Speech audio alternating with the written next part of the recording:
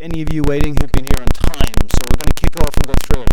So firstly, welcome everybody. We're going to have a lot of fun. The next 2.5 hours are not just going to be us talking. We're going to really, our objective is to try and form one or two nice, small mastermind groups when we get a little bit later on into the session today. I would like to, I've got two wonderful people who are going to be joining us, and then another really good marketing person later on. I've got Ryan Foland down there, the incredible Ryan Foland. Who knows Ryan Foland? Hardly anybody. What? You know what? You know what? It starts with one person. It only takes one. Ryan Foland is one of the best communication coaches that I know in the United States. And I know a lot of communication coaches. So what makes him so impactful in what he does is that most of the time when we're starting a business or when we're running a business, we focus on the functionality of the business. So have we got a product that somebody else wants to buy that's going to be successful, that will go into the shops? And if we have that product and if we work hard enough, then it will be successful. And I only wish that were the way business really worked. Unfortunately, it's not. The way it really works is with a mediocre product and phenomenal communication, you will kick somebody's ass who has an amazing product and poor communication. Isn't it what I say? It's really important because it reflects the unfairness of starting a business yourself. Most of us go into business and we believe, well, if we can go into business and we start in business and we can actually take ourselves to a place where we have this great product and a great product fit and market validation, we're going to be really successful. It's not. There are certain rules you have to learn. But the good news is that if you know those rules, if you know how those rules work, you're going to do great. And you just have to find then the small functional components which are much easier. So, I've also got Leo Bottery over there. Leo Bottery, we've spent some time. He's originally introduced by Ryan, an amazing coach, a phenomenal peer-to-peer expert. You may think, well, why is a peer-to-peer expert important? And I'm going to go through in a few minutes why this is going to be, or what I hope is that you're going to walk away at the end of the day really feeling that this has changed direction in your business. This is what I'm saying. If you walk away today feeling the same as before, then we've failed in what our objectives are. If you walk away feeling that you have a breakthrough, and I don't mean a Tony Robbins mental BS breakthrough, I mean a real breakthrough in your business where you've got past something on marketing or market validation or communication or how you act with people or how you sell that will lead you to getting more users for your business and more sales for your product, then we've done our job here today. Okay? So, by saying that, let me jump into a little bit of background so you can feel what this is all about, why we're here. I got a lot of friends who are here, but there's a few new faces as well. Expert Dojo are absolutely 100% dedicated to helping entrepreneurs succeed. We have no other function in the world. We specialize totally on early stage entrepreneurs. Once an entrepreneur is taking in $1 million to $2 million a year, we have no interest in you. You will be fine. There's lots and lots of people who can help you and you can work with them. But prior to that stage, there are very few. There are very few of the companies who do what we do.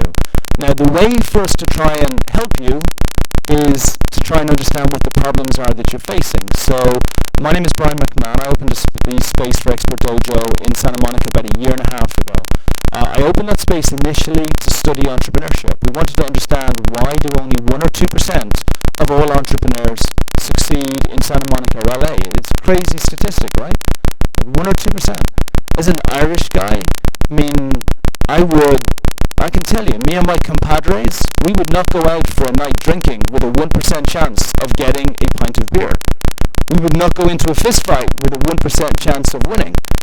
But people after people after people go into start up their own business with a 1 to 2% chance of succeeding.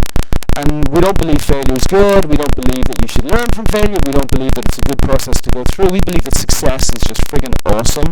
So you should focus entirely on preparing for success rather than learning from failures beforehand. So we set up our space in Santa Monica. We brought in about 100 entrepreneurs in the first 6 months. We didn't charge anybody any money when we brought them in because we wanted to see what was going wrong. And we noticed a couple of similarities with entrepreneurs who were failing. first similarity was that many entrepreneurs were not putting in place really good roadmaps. And when I say roadmaps, I don't mean a business plan that I don't mean a business plan that you write for an investor or you write for somebody who's going to give you money and then you put it away and it gathers dust for the next while. I mean exactly the same thing that took us here today. Now, whether you came with Google Maps or whether you came with Waze, it gave you the first street, you put in your destination, which meant you specifically knew where it was you were going. You absolutely knew within a minute to 2 minutes how long it was going to take you to get there. As you're going from street to street, which it's taking you through because you've already programmed it in, you're finding out how has your time to destination changed, right? So if it's going to take you 27 minutes at the beginning, and then your time of arrival is 8:53, and now it's 8:54, 8:55, you stop and pause for a second and say, hold on a second, have we taken the wrong road? Maybe we should go somewhere else. Maybe I shouldn't be on Google Maps. Maybe I should use the Waze Maps. You adapt and you change. And what we found was that a lot of people were following very specific lean startup principles, which just say build, measure, learn. Go in, build your product, build an MVP, you work it out as you go along. So we attributed much of the failure that we saw to people just not having really good roadmaps. I won't say business plans, I'll say roadmaps to get you to where you need to go to. What was the second thing that we saw? We noticed that a lot of entrepreneurs had a very specific intention. Let me rephrase it. Entrepreneurs had the wrong intention as their success matrix. For me, my intention is incredibly clear. How do we achieve the revenue objectives that we have in 3 years, less importantly, 1 year, more importantly, 1 month, absolutely maximum total, nothing else more important in the whole world, importantly. You get me? They're our objectives. Our objectives are not, we want to raise investment money from an investor who's got a 70% chance of firing us from our own business. Or that we want to go and work with someone who's going to really own the business and we become a glamorized employee of that company. Our objective is to make sure we get to the end. Now, sometimes in the middle you need investment. That's okay. But that's not the objective. The objective is absolute monetary success, absolute user success, absolute impact success.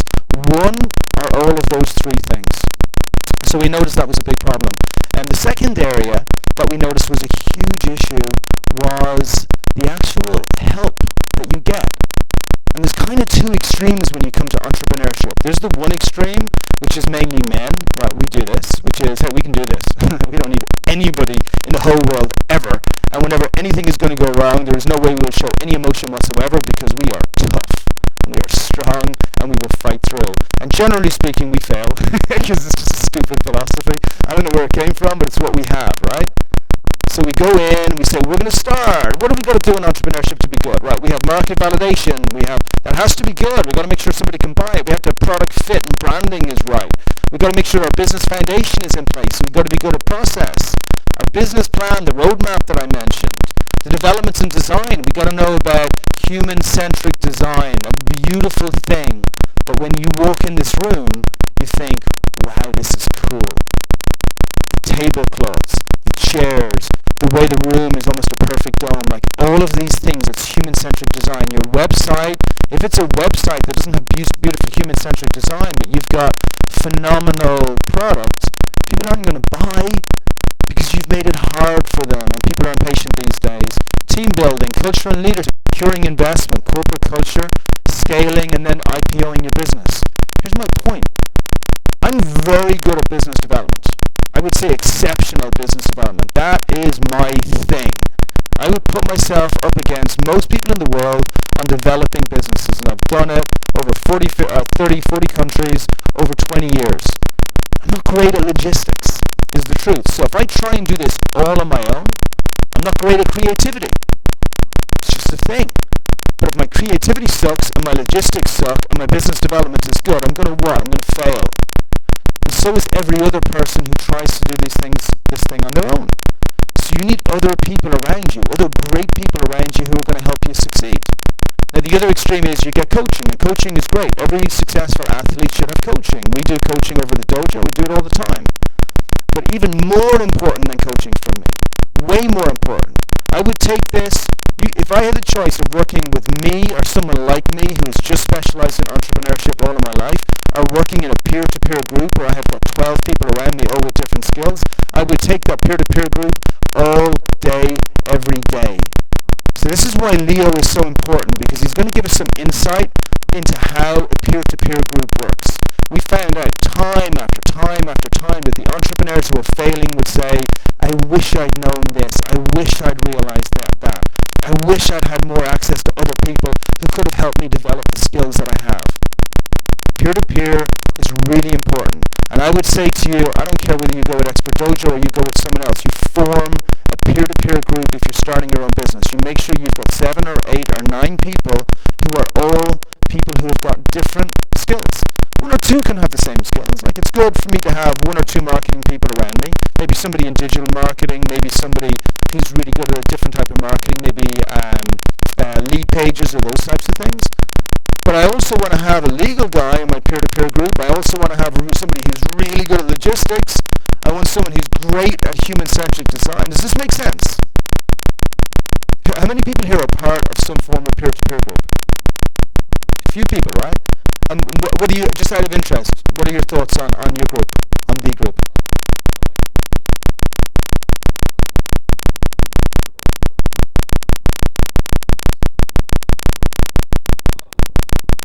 Yeah. Yeah, it's so true. Like I said, I don't know if it's a men thing. I don't want to get all gushy here, because it's kind of not my way, but I do. But we find it very hard to share, especially with families and people we're very close to, the challenges we have. The really cool thing about a peer-to-peer group is you can go into a peer-to-peer group with 12 people around you who are your brothers and sisters in business and say to them, I am screwed. I don't know what to do tomorrow to make sure my business is going. And then have those people work with you to try and get you to a solution. It's cool, right? So we found that as well. We found the lack of peer-to-peer groups, and I really want you to go away. Like, I would love today, on top of what you get from Leo, and Ryan's going to give you some amazing communication tips from where you go to, but I would love for you to go away today just really taking the points of the peer-to-peer group and also the roadmap. Please do not have a business without knowing, and I don't just mean I want to be a millionaire next year. That's BS. It's no good. You're not going to be a millionaire next year. It's not how it works. I mean saying I want to have 100 clients by the end of 2016. Now, for me to get 100 clients until the end of 2016, I want to have 1,000 prospects. It's just how it works. You need to have prospects to help you get clients. Okay, we get that. But the prospects aren't going to come from one channel. They're going to come from a bunch of channels. And I'm going to run through some business development afterwards as well. I'll do about 15-20 minutes. And I'll run through all of the channels from review marketing to partnership marketing to affiliate marketing. I'm then going to take you all the way down to SEO and paid. I'm going to take you to areas that I love, such as content marketing, educational marketing, to build up really loyal fan base. You want a group, you want a tribe around you who adore what your mission is, who forgive mistakes that you make and will help you develop an amazing product. That's when you know you've got a great product. So I'm going to help you with some of those things today. But when you're working back from where your roadmap goes to, you're going to take your roadmap back from how many people you want to have through, how much money you want to make, how many clients you've got, back to the prospects. And the prospects will come from the specific channels. So you might say, hey, I'm going to focus on these 4 channels right here. So why is this important? Because if you find that on Tuesday you haven't hit the objective of the amount of touches, when I say touches, the amount of people who may have come to your website for the content marketing, the amount of people who may have put a review in for you that day, the amount of whatever it is to make you successful in where you are, then you know that on Wednesday you do something different. That's a great roadmap. That's when you're following a raised roadmap. So I want to make sure that afterwards that you go away and you say, right, I'm going to build it back. So the next time somebody says to me at the end of the day, how was your day today? You say 3 or 4 or 2. And that's the amount of activities that you had to successfully complete based on clients, not on just your activities, based on what you expected them to do, for that to be a great day. And if 2 is the number of what you were expecting to get back of either prospects or touches or whatever else it was, then you've had a great day. Every answer to every question about business is a number all of the time. So that and the peer-to-peer group. So here's the plan. We're going to I think we should start with communication actually, because it's a phenomenal way to go. Ryan's going to come up in a second. He's just texting his girlfriend saying, watch me on Periscope. But he's going to come up in a sec, and he's going to rock your world with about 15 or 20 minutes on communication. I mean, it's really, we're not even going to stop for a break. You got us for 2.5 hours. Your time is valuable. I want to make sure you get as much as you possibly can. And then when we finish at 11:30, you can relax and you can go off and you can do what you want. So if anybody just needs to bring a bottle in, it's good. You do that. Okay, so Ryan's going to come up and do that. Then I'm going to do, actually I want Leo, if you don't mind Leo, we're going to do you after me. I'm going to do only 5 or 10 minutes on marketing. I want to just give some people some really good tips, because I want us to lead into a peer-to-peer exercise immediately after us. Leo's going to tell you how to build a great peer group. And then we're going to create our own peer-to-peer group. We're going to take 3 or 4 people who've got specific issues within their business. We're going to get us, and we're going to add 4 or 5 people into the group. We pull a couple of chairs up, and then we're going to create a peer-to-peer group, and we're going to help each other go through the issues that we have within our business. And that way, and you may feel, oh, well, if I'm one of those people, that's great. But if I'm not one of those people, how does that help? Trust me, it really helps. Because somebody will come up and say, I want help with, hey, Ryan, that's your cue to come up here, by the way. I'm just going to keep yattering for a sec, and you come up. But you want to watch people do it, because we did one of these last week, and somebody said, what I need is a new website. But when we looked at the website, we realized that what she really needed was not just a brand, but she needed an entire plan to go through. So we're not just going to say, oh, you need a new website, let us refer you to Jimmy. That's how you work when you don't have a peer-to-peer group. When you have a peer-to-peer group, the way you work is, you say, let's look at every single obstacle stopping you from getting to where your plan, your roadmap, your ways map is supposed to take you.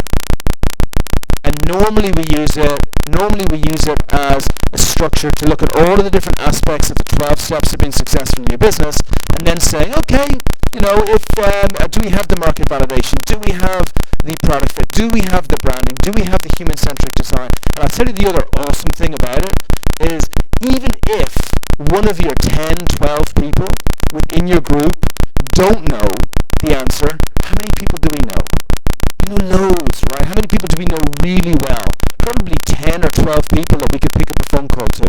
That's what your group does for you. So in Expert Dojo, we're going to launch. We've had the coaching for ages, and we've had the one-to-many for ages. We're going to launch in November 2 peer-to-peer groups. We're going to pull them together. We're going to interview for them. We're going to go through them. We're going to try and keep it really inexpensive for entrepreneurs. We're going to keep it somewhere around the $600-700 a month mark. And we're going to bring people in, and not only are we going to involve coaching, not only are we going to bring you into the dojo, not only are we going to do it for 2 half days a month, but we're also going to do it with a bunch of great people around you as well. But the last thing I want to do is tell you that I do really, come on up here, big guy. I do really want to make sure, though, that you take it away, that this is something that you look at after the festival for somewhere. Okay, buddy, Mr. Ryan Foland, and he is going to train you and teach you and entertain you and just generally ginger MC you on how to communicate incredibly, right? How to communicate your voice. Thank you. Give it up for Mr. Brian McMahon. Excuse me as I manipulate the stage. Has everybody had their coffee this morning? Coffee's right over there, sir. Is everybody awake this morning? The best thing you can do to become awake is to put some norepinephrine in your brain. And you do that one of 2 ways. You either think of a situation that's scary or some future spot that you get excited about. So you can either live in fear or in excitement, but just think about something that is either scary or super exciting. Where do you want to be with your business, or what is your worst fear? And you will feel that same sort of angst that is energy in your brain when you wake up late for a conference call because you slept in. All of a sudden you wake up and you go, ah, crap. There you go. So maybe that's woken you up a little bit more. That's what we call mental coffee. Everyone say mental coffee. Thank you. You will be participating a little bit, and I think that that's more fun. Dustin over there is going around with a postcard. The postcard looks something like this. Now there's two different fronts, but the back is the exact same. And today I'm really excited because I'm going to share with you one of my most amazing communication theories called the 313, which will help you with probably the biggest problem that you have. A bloody problem that makes you feel like your arm is chopped off, as well as your leg, and no one is there to help you. It's the inability to communicate your idea in a short amount of time. The 313 will help you explain your business in 3 sentences, in 1 sentence, and then 3 words. If you've ever talked to an entrepreneur, and I assume you have, and you've said, "What do you do?" And they go, "Oh, let me tell you about it, so exciting, there's one time over here, and you're sitting there just going, "Oh my God, stop." There's lack of conversation because it's just a one-way pitch. And the 313 is a way to have permission-based pitching. But instead of going through my normal presentation, I am going to help communicate the importance of your voice. Everyone say voice. Deeper, voice. Higher, voice. I hear you out there. I truly believe that your voice is the most powerful thing that you have, and it goes either way. You can use it and abuse it and piss people off and they won't want to hear what you have to say, or you can use it in a way where people are interested and excited about the problems that you're solving. So just today, I made up an acronym off of voice, and that's what we're going to be going through, and we'll cover the 313. How many people here have heard of TED or TEDx? Woo! It's about ideas worth sharing, and I'm passionate about sharing my ideas, and I proposed a city experiment to TEDx LA, and I got it. Damn. I am putting on something I call the City of Speakers, and it's an effort to interview people across Los Angeles to find out what their voice is. I believe people don't use their voice enough, or they don't know how to use their voice, or they're scared to use their voice. You are all empowered today, and I'm giving you permission to use your voice. And by the end of this talk, you will have a chance to write out what your voice is, because if you don't know what your voice is, you can't use it. You guys ready to go? All right. V in this big acronym is going to stand for voice. So the V of voice with the acronym is voice. I believe that if you are communicating what you're doing in less time, it's more effective. There's nothing more difficult than simplicity and brevity. And you may or may not find that, but you will find that as soon as you continue to dig down on your business and what it is that you're doing. I have a very cool exercise that I use to have people help find their voice, and it has to do with Post-it notes.